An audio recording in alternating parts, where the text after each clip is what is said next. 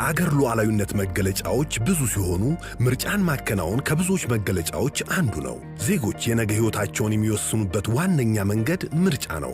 ከምርጫ ውጪ ዜጎች በሀገራቸው ላይ የሚፈልጉትን አሰራርና ፖሊሲ እንዲተገበር የሚያደርጉበት፣ የሚጠይቁበትና የሚገፉበት ዕድል ጠባብ ነው። ያለ ምርጫ ሰላማዊ የሥልጣን ሽግግር እንዲሁም ለሕዝብ ተጠያቂ የሆነ መንግሥት መፍጠር መቻሉን እርግጠኛ መሆን አንችልም።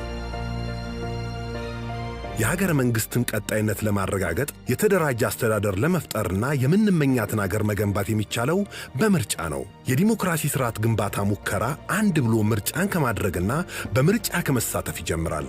ዜጎችም በሀገራቸው ውስጥ የሚኖራቸው ሚና ዋጋ የሚኖረው ምርጫ ሲኖር ነው። በምርጫ ብቻ